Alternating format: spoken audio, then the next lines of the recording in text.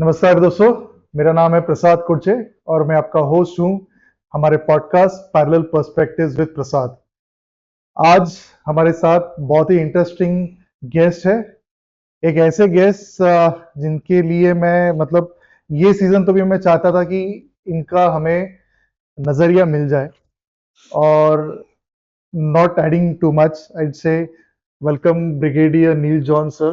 How are you? Thank you very much, बहुत ही अच्छे हैं। हाँ, और मेरे को बहुत खुशी है कि आप मुंबई आए हो और हमसे मिले हो, और मैं आपके साथ ये पॉडकास्ट कर रहा हूँ ताकि जो भी जनता आपको देखती है, आपके व्यूअरशिप को ये कहना चाहूँगा कि जो अपनी जवान पीढ़ी है, ये जिस तरीके से डिजिटल मीडिया को इस्तेमाल कर रही है और क्वालिटीज दिखाने के लिए, आप लोगों को मोटिवेट करने के लिए, तो आप खुर्शीद साहब को पक्का देखना। और जो भी आपको ध्यान आता है उसको बिल्कुल हमारे तक भी पहुंचाना बहुत जरूरी है। सर पहले तो आप साहब मत बोलिए। I am just Prasad because I have a great respect and this doesn't come artificially. मैंने जैसे आपको बताया कि मेरे फैमिली में से भी मेरा जो विलेज है वहाँ पे प्राइड ये नहीं है कि आप सर्विस कर रहे हो, मतलब आप धंधा चला रहे हो, आप बिजनेसमैन हो या आप डॉक्टर हो या इंजीनियर हो। वहाँ पे प्राइड ये है कि हमारे घर में से हर एक या दो बंदा जो है वो डिफेंस सर्विसेज में है, चाहे वो आर्मी नेवी और इसमें हो। सो मैं ऐसे फैमिली में बड़ा हूँ जहाँ पे there is a respect for service. तो आई वेलकम यू अगेन। और मैं आपसे मतलब मैं आपको सही में धन्यवाद देना चाहूंगा कि आपने समय निकाला आज। हमने अभी एक इंग्लिश पॉडकास्ट भी शूट किया और मैं सही में उसमें से मुझे जो सीख मिली है, हमने ये भी डिसाइड किया कि हमारे हिंदी ऑडियंस को भी ये मिलना चाहिए। सो शुरुआत अभी करते हैं कि सर ये जो रैंक हमने बताया कि फर्स्ट ऑफ ऑल मतलब आपको अगर ब्रिगेडियर रैंक तक पहुंचना है तो वो जर्नी कैसा रहता है? ज्यादातर लोगों को फौज के बारे में जो पता होता है, जो टीवी पे देखते हैं या पिक्चरों में देखते हैं, और ये टीवी और पिक्चरों में जो रोमांटिसिज्म फौज में दिखाते हैं, ये एक अलग ही अंदाजा है, अलग ही अंदाज है फौज को दिखाने का।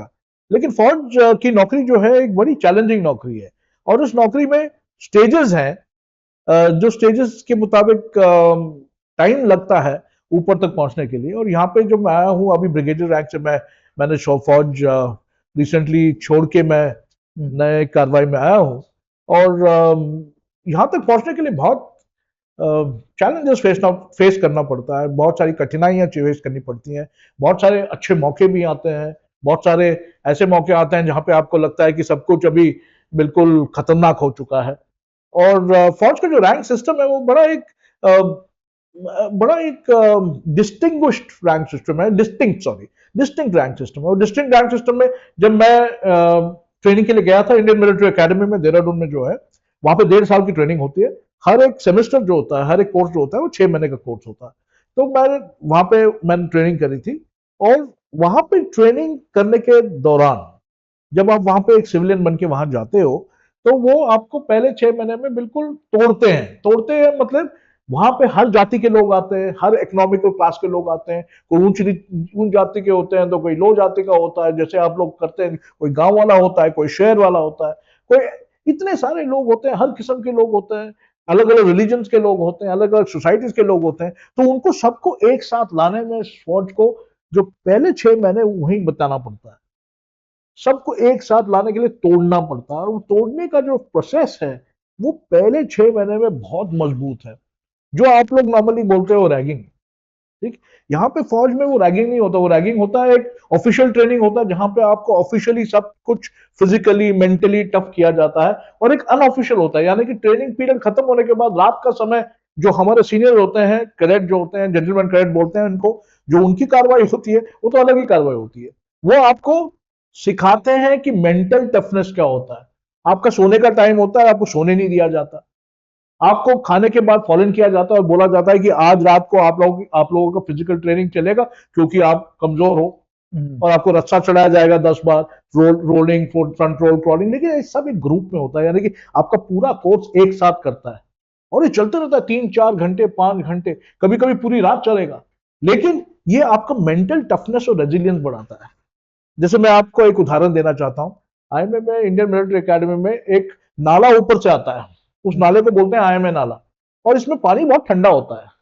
और मैंने जनवरी में ज्वाइन किया था 1992 में, जनवरी में ज्वाइन किया था। जब ये जनवरी फरवरी में आपको नॉर्थ इंडिया में अगर जाओगे तो जो ठंडक है वो इतनी जोर की ठंडक होती है, तो बस अपना आंग पूरा कांपने लग जाता है। और ये नाला ऊपर से मसूरी से वो पिघला हुआ बर्फ का पानी वो नीचे आता है और बिल्कुल ठंडा।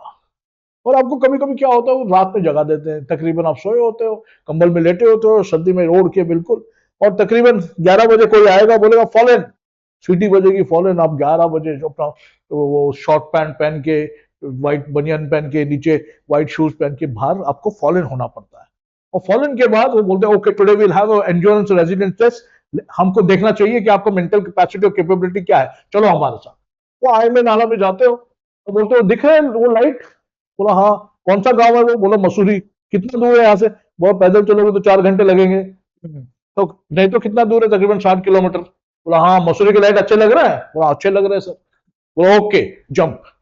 तो आप अगर टी शर्ट उतार के, ठीक है, उस शॉर्ट्स के अंदर आप पानी में कूद जाते हो, वो ठंडे पानी में आप कूदोगे, उस ठंडे पानी में आप खड़े हो और आपके पूरे रोंगटे खड़े हैं, ठंडे पानी में खड़े हो। पहले हम डुबकी लगा देते हैं ताकि और ठंडा कम महसूस हो, और बोलते हैं ओके जेंटलमैन, अभी आप पानी के अंदर खड़े हो, मसूरी एंजॉय करो। तो वहां वो ठंडी में, ठंडे पानी में खड़े होके अब मसूरी के लाइटें देख रहे हो, ऐसे कांप रहे हो।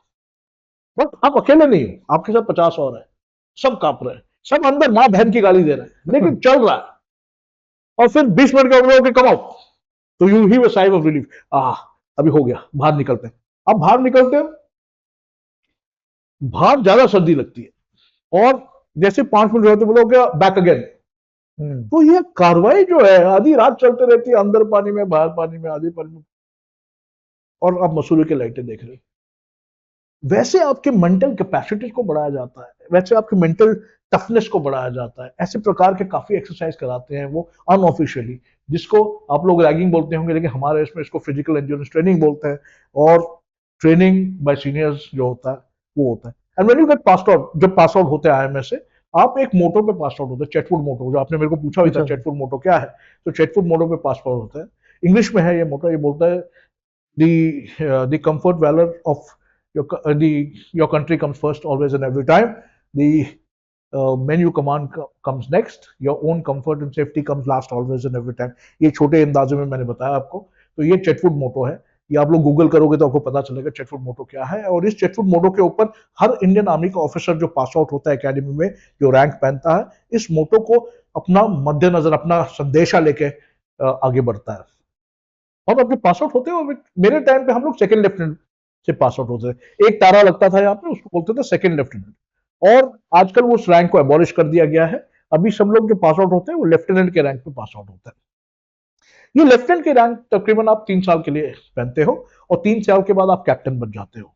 और कैप्टन के रैंक अब अभी 6 साल तक पहनते हो, और 6 साल के बाद आप मेजर बन जाते हो। और मेजर का रैंक आप 13 साल तक पहनते हो, या 13 साल में आप लेफ्टिनेंट कर्नल बन जाते हो। और उसके बाद एक बोर्ड बैठता है। अभी चक्कर ये है, लेफ्टिनेंट से लेके लेफ्टिनेंट कर्नल तक आपको 2 प्रमोशन एग्जाम पास करने पड़ते हैं, एक पार्ट बी और एक पार्ट डी। इसमें पढ़ाई करनी पड़ती है, 3 चांस मिलते हैं हर एग्जाम के लिए। उसको पास करके आप मेजर का रैंक और लेफ्टिनेंट कर्नल का रैंक पाते हो। अगर आप इस एग्जाम को पास नहीं करते हो तो आपका सीनियोरिटी ड्रॉप हो जाता है। लेफ्टिनेंट कर्नल से कर्नल तक एक बोर्ड बैठता है, यानी कि पूरे जनरल बैठते हैं, ब्रिगेडियर बैठते हैं, कुछ कर्नल साहब बैठते हैं। आपका पूरा करियर प्रोफाइल फ्लैश होता है आपके बैचमेट्स के साथ, और डिसाइड किया जाता है कि आपका मेरिट क्या है। जो आपका मेरिट है वो किस चीज पे बेसिस है। वो पहली बेसिस ये है कि आपने कहां नौकरी कर रखी है, और इस नौकरी में आपने क्या ACR प्राप्त किए हुए हैं। ACR का मतलब एनुअल कॉन्फिडेंशियल रिपोर्ट। हर साल आपके ऊपर रिपोर्ट लिखा जाता है। ये रिपोर्ट बेसिकली 3 लोग लिखते हैं। सबसे पहले इनिशिएटिंग ऑफिसर, जो एकदम आपके ऊपर सुपीरियर है, वो CO साहब हैं आपके, वो लिखते हैं, और इसको बोलते हैं इनिशिएटिंग ऑफिसर। इनिशिएटिंग ऑफिसर के ऊपर एक RO होता है, रिव्यूइंग ऑफिसर नॉर्मली ब्रिगेडियर साहब होता है। वो जो देखते हैं आपकी कार्रवाई किस तरीके से हो रही है, और आपने ठीक तरीके से कार्रवाई करी है कि नहीं, तो वो रिव्यू करते हैं। और उसके ऊपर होता है सीनियर रिव्यूइंग ऑफिसर, जो सबसे ऊपर वाले ऑफिसर होते हैं उसी कमांड के हायरार्की के अंदर, वो रिव्यू करते हैं। ये मौका दिया जाता है, हो सकता है कि सीओ साहब को मैं अच्छा नहीं लगा हूं और उसने ऐसे ही मेरे को नंबर कम दे दिए, तो रिव्यूइंग ऑफिसर उसको करेक्ट कर सकता है और सीनियर रिव्यूइंग ऑफिसर उसको दोनों का करेक्ट कर सकता है। तो ये मौका दिया जाता है करने के लिए, करेक्ट करने के लिए। तो ये बोर्ड बैठता है, लेफ्टिनेंट कर्नल जब आप होते हो, आपके रैंक पे जब आपका कर्नल का बोर्ड होता है, और यहां डिसाइड होता है कि इसके एसीआर कैसे हैं, इसने कोर्सेज में क्या ग्रेडिंग लिए हुए हैं, इसके कोई अवार्ड, गैलेंट्री अवार्ड वगैरह है कि नहीं है, और इसकी आमतौर पे कैसी इसकी परछाई रह चुकी है या कार्रवाई रह चुकी है। ये देख देख के आपको कर्नल बनाया जाता है।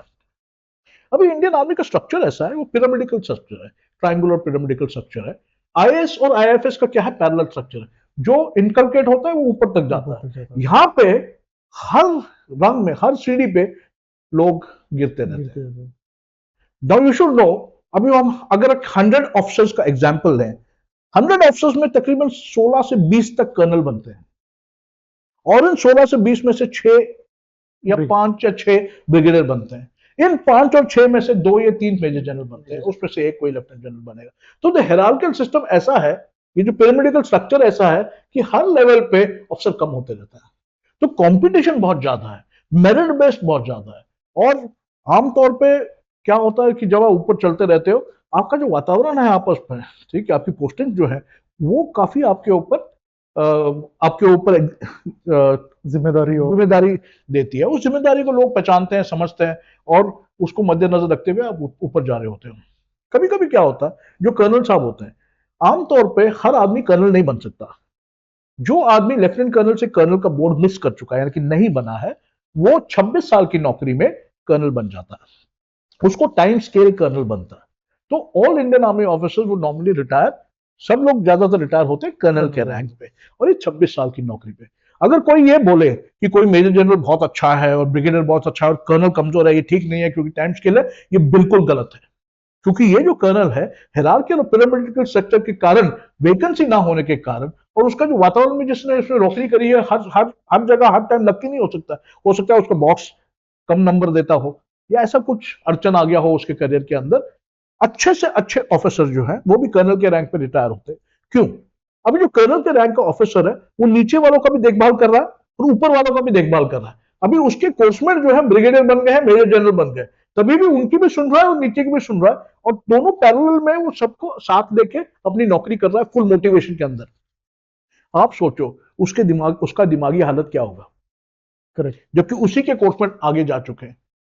तो वो सबसे मैच्योर आदमी तो वो कर्नल होता है, वो उसको पूरे प्रोफाइल को समझता है, अड़चनों को समझता है, सब कुछ मद्देनजर रखते हुए वो अपने वातावरण को संभालता है और आगे की तरफ बढ़ता रहता है। तो टू से दैट कर्नल साहब जो टाइम स्केल है वो ठीक नहीं है, जो ब्रिगेडियर है वो अलग है, वो सब गलत है। एवरी ऑफिसर, हर एक ऑफिसर हर एक लेवल पे कंट्रीब्यूट करता है, लॉजिकल होते हैं, मैच्योर होते हैं, और इस देश की सेवा में जुड़े होते हैं। तो ये जो अपना रैंक स्ट्रक्चर है, इस प्रकार से चलते रहता है। तो कर्नल और ब्रिगेडियर के बीच में 10 साल का फर्क होता है, 8 से 10 साल का। सबसे ज्यादा रैंक आप पहनते हो टाइम वाइज, एक कर्नल का रैंक पहनते हो। ब्रिगेडियर से लेकर मेजर जनरल 2-3 साल का अंतर होता है, major general to lieutenant general 2 साल का अंतर होता है। चीफ तो एक ही आदमी बन सकता है, और सीडीएस भी एक ही आदमी बन सकता है।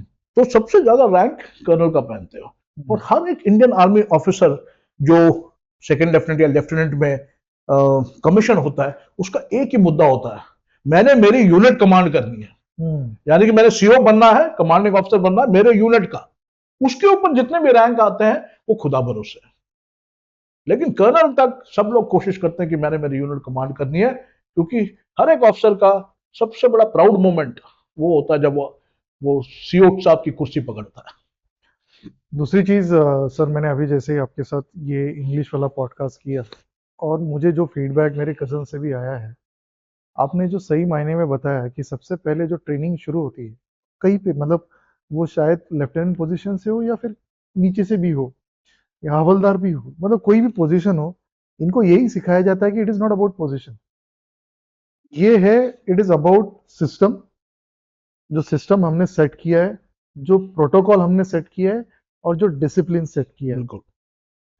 अभी जो सबसे पहला मुद्दा है, और ये जो पॉडकास्ट मैं आपके साथ कर रहा हूँ क्योंकि बहुत सारे लोगों का नजरिया जो है डिफेंस सर्विसेज को लेके ये है कि it is only about combating, और मैं ये पॉडकास्ट स्पेसिफिकली जो पैरेलल पर्सपेक्टिव लेता हूँ ऑन टर्म्स ऑफ कि मैं ये एक्सप्लोर कर रहा हूँ फॉर द प्रोफेशनल पीपल, कि जो 20 से 50 की उम्र के लोग हैं जिनका नज़रिया जो है वो एक तरीके का बन गया है, और इनको सोच जो है ये 4-5 महीनों में कम पड़ जाती है, जो मेरा खुद का एक्सपीरियंस है। सबसे पहला मुद्दा जो मैं आपसे बात करना चाहूँगा ना, वो है लीडरशिप। आप क्या बताना चाहोगे कि आपने क्या सीखा कि लीडरशिप कैसी होती है? और दूसरा, एक ऐसा एग्जाम्पल जहाँ पे आपको लगा कि यार ये जो है ना, ये मेरा प्राइम एग्जाम्पल है लीडरशिप वाला। पहली बात जो आपने जो प्रश्न किया, फौज क्या सिर्फ लड़ाई के बारे में है? नहीं, फौज बिल्कुल लड़ाई के बारे में नहीं है। फौज में 3 प्रकार के सर्विसेज होते हैं। सबसे पहले कॉम्बैट आर्म्स। कॉम्बैट आर्म्स मतलब वो जो लड़ाई के मैदान में सबसे पहले घुसते हैं, और उनमें 3 आर्म होते हैं। वो है इन्फेंट्री, आर्मर्ड कोर, इन्फेंट्री यानी पैदल सेना, आर्मर्ड कोर जो टैंक्स के साथ चलते हैं, और मैकेनाइज्ड इन्फेंट्री जो कि छोटे-छोटे आईसीवीज बोलते हैं, इन्फेंट्री कॉम्बैट व्हीकल्स में चलते हैं, जो इन्फेंट्री के सोल्जर्स को लेके चलते हैं साथ। तो ये 3 कॉम्बैट में सबसे आगे चलते हैं, इनको कॉम्बैट आर्म्स बोलते हैं। उसके बाद में कॉम्बैट सपोर्ट आर्म्स आते हैं। कॉम्बैट सपोर्ट आर्म्स में इंजीनियर्स, सिग्नल्स, आर्टिलरी जो लॉन्ग गन्स वाले हैं, ये सब कॉम्बैट सपोर्ट आर्म्स में आते हैं। और तीसरा है सर्विसेज। सर्विसेज में ऑर्डिनेंस कोर जो आपके कपड़े, जूते वगैरह, एम्युनिशन वगैरह प्रोवाइड करते हैं। एएससी जो आपकी सप्लाईज, लॉजिस्टिक्स प्रोवाइड करती हैं इन द फॉर्म ऑफ गाड़ियां प्रोवाइड करती हैं, ड्राइवर प्रोवाइड करता है, जो खाना आप खाते हो, पानी आप पीते हो, ये प्रोवाइड करते हैं, ये एएससी है। उसके बाद मेडिकल कोर, जितना मेडिकल ब्रांच पीस में और फील्ड में होता है वो मेडिकल कोर होता है। फिर इंटेलिजेंस कोर, ऐसे एजुकेशन कोर, ये सब सर्विसेज में आते हैं। तो आर्मी में भी डिफरेंट अलग अलग विभाग हैं, और हर एक आदमी को अपने एक्सपर्टीज के मुताबिक चूज करना चाहिए कि कौन से विभाग में वो जाना चाहता है। तो देर इज नॉट कि ऐसा नहीं है कि फौज सिर्फ लड़ाई करते रहती है। आपको पता होना चाहिए, जबकि 30 से 40% फौज बॉर्डर में डिप्लॉयड है और लड़ाई के लिए ट्रेनिंग करती रहती है, 60 से 65% जो फौज है वो पीस टाइम सोल्जरिंग करती है, यानी कि पीस स्टेशन में ट्रेनिंग करती है लड़ाई के लिए, लेकिन पीस में रहती है। कोई कंटोनमेंट ग्वालियर में, rescue also, rescue, major rescue जो होते हैं, डिजास्टर मैनेजमेंट डिजास्टर करते हैं। मैनेजमेंट जो बोरवेल में बच्चा गिर जाता है तभी भी आप फौज को बुलाते हो, कोई ब्रिज गिर जाता है तो फौज को बुलाते हो, कई इवेंट बाढ़ आ बाढ़ आ जाती है जाती है तो तो फौज सबसे को पहले बुलाते हो। फौज ही है। तो ये फौज बेसिकली पीस टाइम नौकरी भी बहुत सारी करनी पड़ती है। और ये जो पीस टाइम नौकरी हम लोग करते हैं, ये फील्ड वाली नौकरी से ज्यादा टैक्सिंग है, ज्यादा चैलेंजेस इसमें है। क्योंकि पीस में, यानी कि हिसार में हो या दिल्ली में हो, इसके इनके जो मुद्दे होते हैं नौकरी के वो अलग होते हैं। वहां ट्रेनिंग भी करना पड़ता है, एडमिनिस्ट्रेशन भी करना पड़ता है, किटिंग भी करना पड़ता है, फिजिकल फिटनेस भी रखना पड़ता है, और बहुत सारी चीजें करनी पड़ती हैं। तो फौज अकेला लड़ाई के लिए नहीं है, लड़ाई के साथ बहुत कुछ कार्रवाइयां फौज में होती है। और जो फौज में आना चाहता है उसको ये पता होना चाहिए कि करना क्या चाहता है। वो लड़ाई लड़ना चाहता है तो कॉम्बैट आर्म्स में जाना है। अगर अगर सर्विसेज में जाना, अगर आप एक कंप्यूटर स्पेशलिस्ट हो तो आप सिग्नल्स में जाइए। वो वहां पे आपको आर्टिफिशियल इंटेलिजेंस, साइबर सिक्योरिटी के बारे में सिखाया जाता है, और आपका जो प्रोफेशन है उसको और भी बढ़ाया जाता है। अगर आप इंजीनियर्स हो, आप कंस्ट्रक्शन इंजीनियर में जाइए, एमईएस में जाइए, और ऑपरेशनल इंजीनियर में जाइए। अगर आप लॉजिस्टिशियन हो, आप एएससी और एओसी में जाइए, ऑर्डिनेंस कोर और सर्विस कोर में जाइए। तो सबके लिए जगह है फौज में। आपने लीडरशिप के बारे में पूछा। फौज का हर एक आदमी जब पैदा होता है वो लीडर होता है। मैंने आपको ये उदाहरण पहले भी दिया था। एक जो हवलदार होता है, हम जो बोलते हैं हवलदार, एक एनसीओ है, नॉन कॉम्बैट हवलदार एक एनसीओ है, वो है non commission officer. Non commission officer जो होता है वो जेसीओ के नीचे होता है। एनसीओ होता है, जेसीओ होता है, ऑफिसर होते हैं। NCO is non commission officer, JCO junior commission officer, and then you have officers. अब ये नॉन कमीशन ऑफिसर का हाईएस्ट रैंक हवलदार का होता है। ये हवलदार जो है, इसके नीचे 30 आदमी होते हैं। हाँ, ये 30 आदमी पूरे दिन में, पूरे हफ्ते में, पूरे महीने में, पूरे टेन्योर में क्या करेंगे, ये हवलदार की रिस्पॉन्सिबिलिटी होता है। सुबह कितने बजे उठेंगे, क्या उनका ड्रेस होगा, कितने बजे कहां पहुंचना है उन्होंने, क्या कार्रवाई करनी है पूरे दिन में, ब्रेकफास्ट कब खाएंगे, रेस्ट का टाइम कब मिलेगा, रात को कब सोएंगे, इन्होंने अपने फैमिली को पत्र लिखा कि नहीं या कॉल किया कि नहीं, वो देखेंगे। उनका हेल्थ एंड हाइजीन वो चेक करेंगे, फिजिकल फिटनेस वो चेक करेंगे। यानी कि ये जो एक हवलदार है वो 30 बंदों को संभाल रहा है, और 30 बंदे संभालना आसान नहीं है। उनको मोटिवेटेड करके रखना, उनको आगे का जो आगे की जो कार्रवाई है उसके बारे में नॉलेज देना, उनको ये दिखाना कि भैया बहुत सारा काम करना है आज हमने, और एकदम उत्साह के साथ। तो उसको जो पूरा लीडरशिप क्वालिटी उसमें काफी काफी हाथ रहता है। जैसे आप देखोगे एक यूनिट में तकरीबन 12 से 13 अफसर होते हैं। ये अफसर हर जगह नहीं हो सकते, और 40 जेसीओ होते हैं या 30 से 40 जेसीओ। ये जेसीओ सब जगह नहीं हो सकते। तो ये जो हवलदार है ये टोलियां संभालती है, छोटी छोटी टोलियां ये संभालते हैं और इन टोलियों से काम कराते हैं। जो ऊपर का हुक्म है उनका पालन ये करवाते हैं। तो दे आर शोइंग, वो लीडरशिप दिखाते हैं अपने लेवल पे। फिर ये जेसीओ होता है, जूनियर कमीशन ऑफिसर, वो ऐसे 3 टोलियां देखता है, वो भी इन 3 टोलियों को देख रहा है, उनको काम लगा रहा है, इधर काम लगा रहा है। अगर कोई क्राइसिस आ जाती है, किसको कहां भेजना है, किसका एक्सपर्टीज क्या है। एक आदमी का अगर एक्सपर्टीज कॉम्बैट है यानी कि फायरिंग है, उसको वो सफाई के लिए नहीं भेज सकता है। तो उसको ये देखना बहुत जरूरी है किसकी कैपेबिलिटी क्या है और कौन कहां भेज सकता है और कौन क्या काम में काम आएगा। फिर उसके ऊपर अफसर है, ऑफिसर प्लानिंग करते हैं, ऑफिसर डिप्लॉयमेंट करते हैं, ऑफिसर सुपरविजन करते हैं, ऑफिसर सप्लाइज चेक्स करते हैं, ऑफिसर वैलिडेशन करते हैं, यानी कि जो कार्रवाई हम लोग कर रहे हैं वो सही कर रहे हैं कि नहीं कर रहे हैं। अगर कोई इंप्रूवमेंट इसमें करना है, चेंजेस उसमें करना है कि कैसे करना है, वो सब अफसर करते हैं। तो ये पूरा एक है, ये इनको एक यूनिट में पाला हुआ है, रेजिमेंट जो बोलते हैं, यूनिट जो बोलते हैं। और हर एक इंडियन आर्मी ऑफिसर के लिए, जवान के लिए, जेसो के लिए जो सबसे पहली चीज होती है देश से पहले, वो है आपका यूनिट, यानी कि नाम, नमक और निशान। जब आप कमीशन होते हैं इंडियन मिलिट्री एकेडमी से, सबसे पहला चीज आपको एक बैज मिलता है, वो आपकी यूनिट है। और लाइक मेरी यूनिट थी 69 आर्मर्ड रेजिमेंट, और मेरे को बैज मिला था जो मैं टोपी पे लगाता हूँ और बेल्ट पे लगाता हूँ। और ये बैज ये मेरी पूरी जिंदगी के लिए मेरे साथ रहे। और जिस दिन मैं कफन में भी जाऊंगा ये बैज मेरे साथ जाएगा। और इंडियन आर्मी, आपको पता होना चाहिए, अपनी अकेली सर्विस है इंडियन मिलिट्री की जो आपका रैंक आपके डेथ तक दिया जाता है, और डेथ के बाद भी। मेरा रैंक, मेरा नाम नील जॉन है, आई रिटायर्ड एज अ ब्रिगेडियर, मेरा नाम ब्रिगेडियर नील जॉन रहेगा मरने तक और मरणोपरांत। 2 पीढ़ियां बाद भी अगर कोई जिक्र करेगा बोलेगा ब्रिगेडियर नील जॉन सेना में। और जो मेरा गैलेंट्री अवार्ड है, ये पुलिस में नहीं होता है, ये आईएएस में नहीं होता है, ये कहीं भी नहीं है except the military. That is why the pride of the military. As for leadership, आपने लीडरशिप के बारे में पूछा, मैंने आपको एक छोटी घटना बताई थी। लीडरशिप जो आता है हर एक लेवल पे आता है, और लीडरशिप का मौका जब आएगा, कैसे आएगा, कहां आएगा, ये आपको समझ में कभी नहीं आएगा। आमतौर पे आपको मैंने लास्ट टाइम इंग्लिश में उदाहरण दिया था कि एक हमारा नए सीओ साहब आए थे, उनका नाम था जनरल राजन बख्शी। उस टाइम कर्नल राजन बख्शी थे। ये 17 पूना हाउस एक बहुत बड़ी यूनिट है, बहुत मशहूर यूनिट है। लड़ाई के दौरान इन्होंने बहुत तगड़ा काम किया है वेस्टर्न सेक्टर में पाकिस्तान के खिलाफ 1971 के वॉर में। तो वहां से ये सीओ साहब आए थे, और हमारा सबसे पहला जो कंपटीशन हुआ था, जनरल साहब आए थे देखने के लिए, वो था फील्ड फायरिंग कंपटीशन, जहाँ टैंक जाते हैं और फायरिंग करते हैं, और टारगेट लगे होते हैं 1600 मीटर पे, 1100 मीटर पे, और इस टारगेट को एंगेज करना पड़ता है, जिसमें हमारी यूनिट ने काफी अच्छा प्रदर्शन नहीं किया।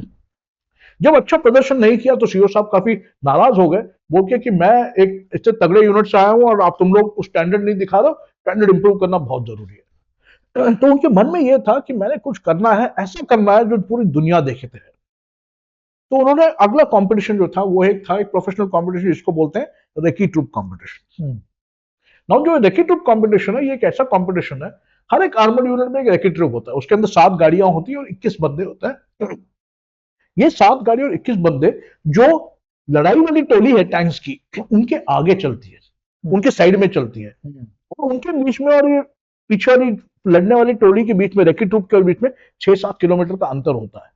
ये बेसिकली आगे का नॉलेज या इंटेलिजेंस लड़ाई लड़ने वाले को देते रहते हैं। उस टाइम ड्रोन नहीं होते थे, करेक्ट, ठीक है। तो ये जाके आगे एरिया को ढूंढते थे, उसको स्कैन करते थे, दुश्मन कहां है, किस तरीके से, कहां जाने की संभावना है उसकी, कहां पे ये रूट खाली है, कौन से रूट पे आपके टैंक चल सकते हैं, कहां नहीं चल सकते, इसका पूरा इंटेलिजेंस और इंफॉर्मेशन ये रेकी ट्रूप पीछे दे देती। तो ये वाला कंपटीशन था, और ये आर्मर्ड कोर में और मैकेनाइज्ड इन्फेंट्री बटालियन में बहुत बड़ा कंपटीशन होता है, और इसके जो कंपटीशन के विनर होते हैं वो सब जगह उनकी वाह वाह हो जाती है, और यूनिट में भी उनको बड़े लाइजे से देखते हैं। तो जनरल राजन बख्शी ने एक कॉन्फ्रेंस बिठाया और बोला, भैया रेकी ट्रूप कंपटीशन आ रहा है, और रेकी ट्रूप कंपटीशन में हमने एक ऑफिसर सेलेक्ट करना है, किसको डालें।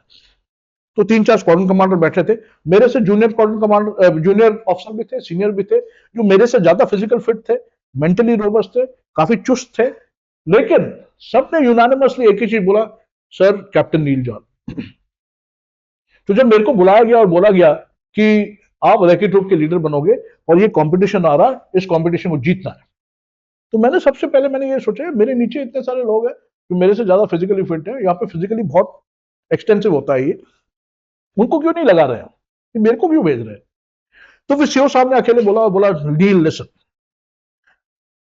मेरा विश्वास तेरे पे कंप्लीटली है, मैं तेरे को 1.5-2 महीने के लिए बिल्कुल फ्री छोड़ रहा हूं, आप ये रैकी ट्रूप को अपने गाड़ियों को लेकर, खाना को लेकर, टेंट को लेके बबीना में टुमका रेंजर्स करके हम वहां जाइए, 1.5 महीने के लिए जिस तरीके से आपने ट्रेनिंग करना है उसका प्रोफाइल रखते हुए, कंपटीशन में क्या क्या होता है उस प्रोफाइल को रखते हुए आप ट्रेन कीजिए, और ट्रेनिंग के बाद मेरे को कुछ नहीं पता, मेरे को रैकी ट्रूप कंपटीशन आप जीत के दिखाओ। तो मैंने वहीं पे सलूट मारा, बोला yes sir it will be done, और वहां से निकल गया। वहां से निकल के हम पूरे रैकी ट्रूप को लेके पहुंच गए टुमका रेंजर्स। 1.5 महीने हमने ऐसी इंटेंसिव ट्रेनिंग की, क्योंकि हमको पता था, ऊपर से इतना भरोसा है हमके हमारे ऊपर कि हमने अगर अगर अभी यूनिट को गलत एग्जाम्पल दे दिया तो ये हिस्ट्री में जाएगा कि इनको फ्री छोड़ा था, इन्होंने कुछ नहीं किया। हम लोग सुबह 4:30 बजे उठते थे, 5 बजे अपना पिट्टू पहन के दौड़ने निकल जाते थे, फिजिकल एंड्योरेंस टेस्ट की तैयारी करते थे, फायरिंग करते थे। 1 महीने के अंदर हम इतने तगड़े फायरर हो गए थे कि एक टारगेट अगर यहां रिपेयर हो रहा है, दूसरे टारगेट पे हम फायर करते थे। खतरे का कोई अंदाजा ही नहीं था हमको। पूरे जो मार्केट, ये मैं सॉरी बीच में रुक रहा हूँ, रिपेयर कर रहा है यानी लाइव ये कैसे चल रहा है, मतलब समझ में नहीं आया। नॉर्मली क्या होता है, 6 टारगेट लगे होते हैं या 8 टारगेट लगे होते हैं और आप फायर करते हैं। फायर करने के बाद फायरिंग रोकी जाती है, वेपन की खाली करके कार्रवाई होती है, मैगजीन निकाला जाता है, जब सब कुछ सेफ हो जाता है तब फिर रिपेयर पार्टी आगे जाती है और उसको रिपेयर करते हैं टारगेट को। लेकिन हमारे पास टाइम नहीं होता था, हम लोग टाइम नहीं डालते थे, तो हम लोग क्या करते, हमारे को इतना कॉन्फिडेंस था कि यहाँ पे ऐसे जगह 2 टारगेट पड़े हुए हैं, इस टारगेट को एक बंदा रिपेयर कर रहा होता था बिना पीछे देखे, और दूसरे टारगेट पे हम लोग फायर कर रहे होते थे। तो इतना कॉन्फिडेंस था कि इसको नहीं लगेगा। तो उस टाइम ब्लड भी यंग रहता है, एड्रेनलिन लेवल वेरी हाई होते हैं, डेंजर जो होते हैं उसके किसी को सोच भी नहीं आता है, and you want to do things that are different, आप कुछ अलग करना चाहते हो, जोश आपके ऊपर इतना सारा होता है। तो हमने ऐसा ट्रेनिंग शुरू कर दिया, और फिर जब ये रैकी ट्रूप कंपटीशन आया, इस रैकी ट्रूप कंपटीशन में हम जीत चुके थे।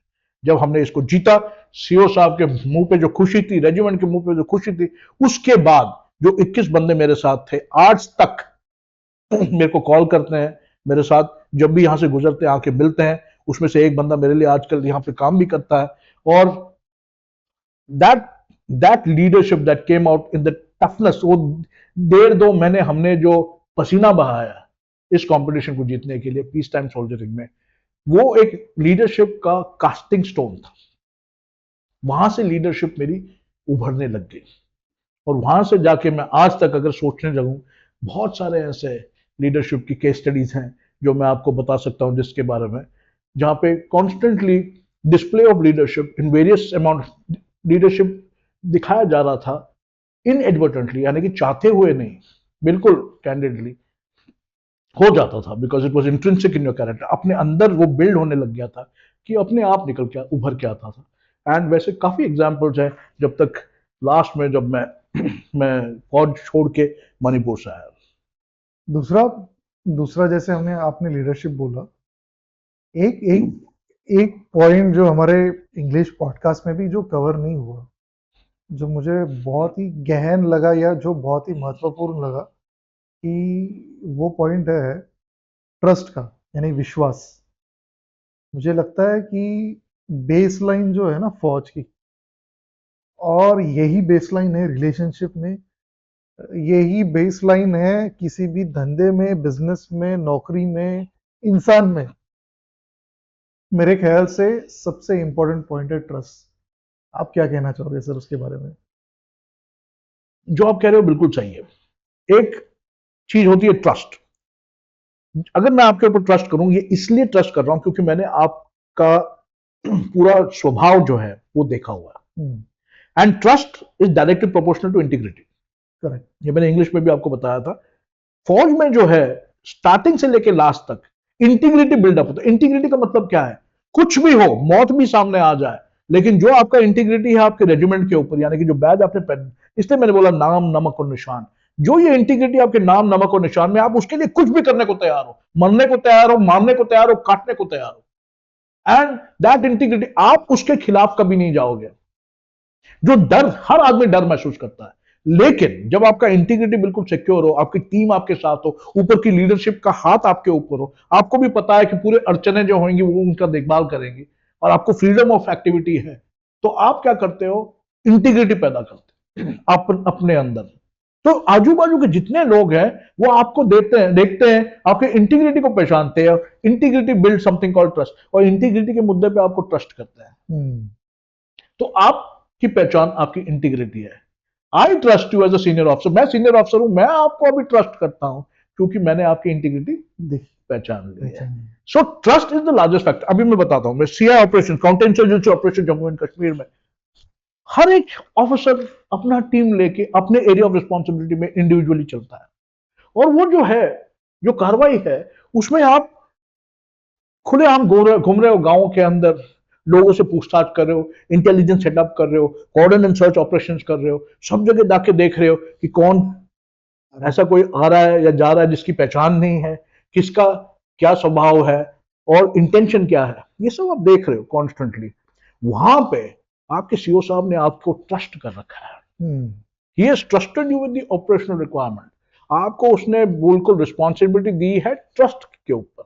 आप गए हो, आप ऑपरेशन करते हो, आप एक दो टेररिस्ट मारते हो, पूरे ट्रस्ट के ऊपर करते हो, और रिपोर्टिंग भी उसकी जो होती है पीछे की तरफ, वो ट्रस्ट के ऊपर होती है। Sir, you had given me, आपने मेरे को ये टास्क दिया था, इस टास्क को मैंने कंप्लीट कर दिया, और ये मेरा ट्रस्ट है, ये मेरा। तो trust is very important, but trust senior officer का आपके ऊपर होता है, इंटीग्रिटी आपकी होती है सीनियर ऑफिसर को दिखाने के लिए। सो ये जो ट्रस्ट और integrity, it is directly proportional to each other. ये हो गए दो बेसलाइन। अभी दूसरा एक, मतलब हाल ही में मैंने पढ़ा था कि this are what the baseline are for one of the best organisations. मतलब आप कोई भी ऑर्गेनाइजेशन पकड़ लो दुनिया में जिसने बहुत अच्छा किया है, B it services, B it business, है ना, तो उन्होंने अच्छा इसीलिए किया क्योंकि ये सब चीजें उन्होंने चढ़ाई। पहले आपने जो कहा लीडरशिप, दूसरा ट्रस्ट, तीसरा है स्ट्रैटेजी।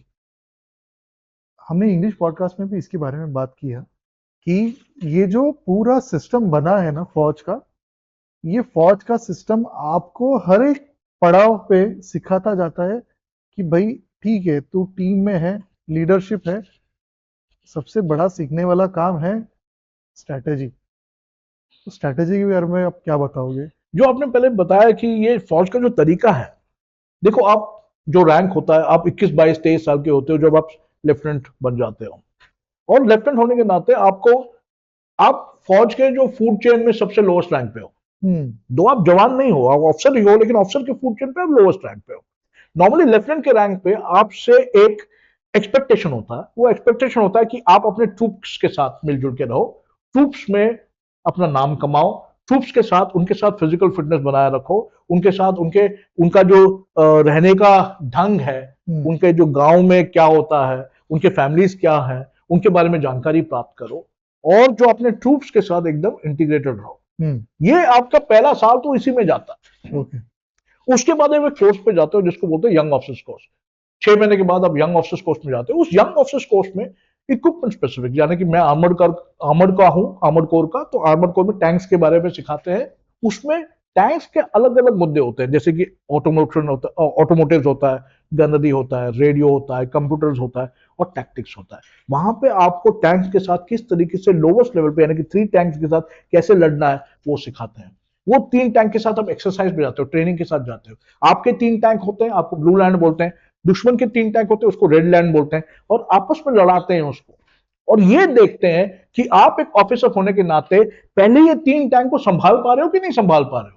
आपने अपनी अपनी टैक्टिक्स क्या बनाई है, कौन देने से जाएगा, कौन बाएं से जाएगा, कौन जॉकिंग करेगा, कौन प्रोबिंग करेगा, कौन कैसे जाएगा, कौन दुश्मन को खींच के बाहर निकालेगा, कौन उसको एक्सपोज करेगा, ये सब देखते हैं। और वो टैक्टिकल बेस लाइन लेवल पे एक ऑफिसर को वहां सिखाया जाता है कि फर्स्ट नो योर टेरेन, पहले अपनी जमीन को पहचानो, दूसरा अपने दुश्मन को पहचानो, तीसरा अपने दुश्मन की आदतों को पहचानो, दुश्मन की आदतों को पहचानने के बाद ये प्लान करो कि दुश्मन इस सिचुएशन में, इस टेरेन में कैसे रिएक्ट करेगा, इस तरीके से एक्ट करेगा। और आप फिर ऐसा चीज करो जिससे दुश्मन एक्सपोज हो जाए और उसको आप डिस्ट्रॉय कर सको। तो वो बेस लाइन जो है यंग ऑफिसर्स कोर्स में आपको पहले सिखाया जाता है। फिर वहां से आप यूनिट में आते हो, यूनिट में अलग अलग किस्म के एक्सरसाइज करते हो। एक्सरसाइज में हर यंग ऑफिसर को अपने ट्रूप्स को सिखाना पड़ता है। फर्स्टली ऑफिसर डिस्कशन में इंग्लिश में सबको सबके साथ ब्रेनस्टॉर्मिंग होता है। उसके बाद अपने अपने ट्रूप्स को जाके हिंदी में पढ़ाया जाता है और उसी मुद्दे को, यानी कि जो स्ट्रेटेजी टैक्टिक्स हम बना रहे हैं छोटे छोटे लेवल पे, ये यंग ऑफिसर अपने अपने ट्रूप्स को सिखाते हैं। और सिखाते समय यू वॉक द टॉक, यानी कि पहले आप लोग चल के वो ड्रिल करते हो पैदल, उसके बाद टैंकों को लेके वो ड्रिल करते हो। तो ये सब चलते रहता है, इट्स ऑनगोइंग कार्रवाई।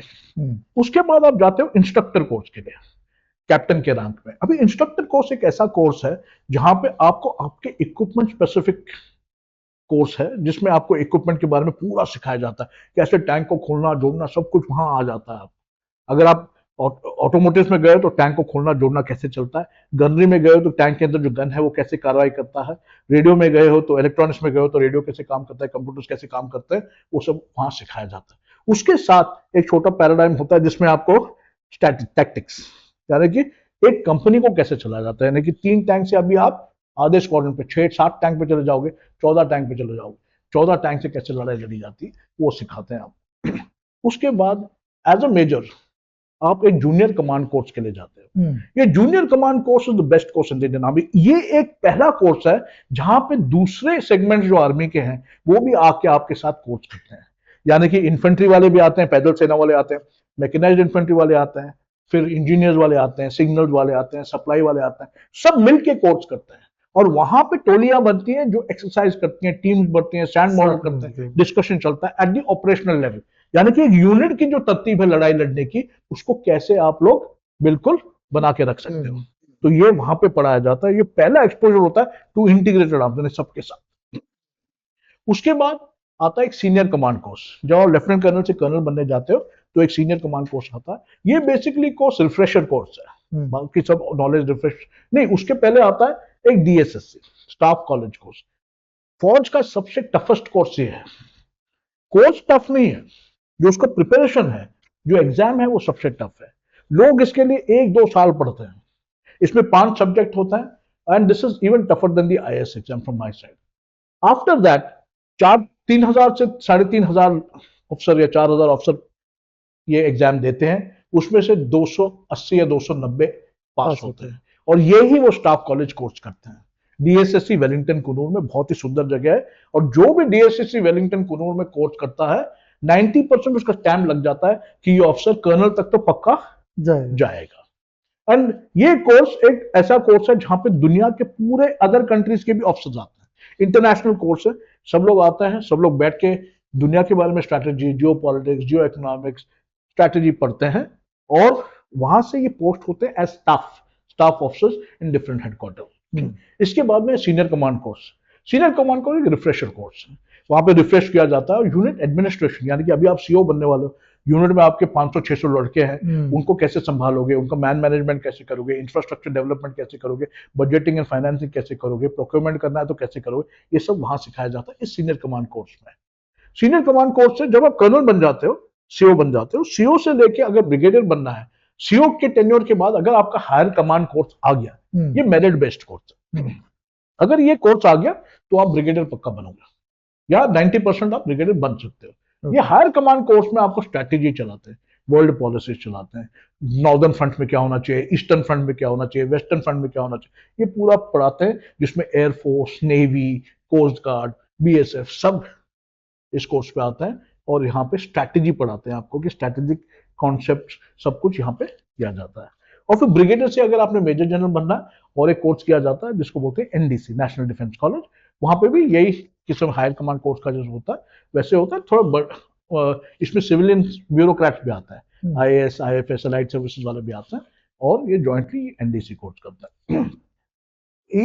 एक सर्विस जो वापस में मिस आउट कर गया था, क्योंकि मेरे उम्र के अगर लोग होंगे जो 35 या 38 या 40 के रेंज में हो गए, मोस्ट प्रोबेबली क्या होता है कि बहुत लोगों को एक्सपोजर मिलता नहीं और ये सर्विसेज के पास आते नहीं। आपने जैसे बताया कि अगर आप इंजीनियर बनना चाहते हो तो आप इंजीनियर के लिए भी वहाँ पे काम है, एक डॉक्टर के लिए भी है, एक सर्विसमैन मतलब मैकेनिक के लिए भी है, एक मतलब जो अलग अलग जो स्पेशलाइजेशन है, रेडियोलॉजी में है, बाद में स्पेशलाइजेशन इन, जैसे आपने कहा बिल्डिंग में, एक एमईपी इंजीनियर, एक एमईएस इंजीनियर, ऐसे बहुत सारे पोजीशंस रहते हैं।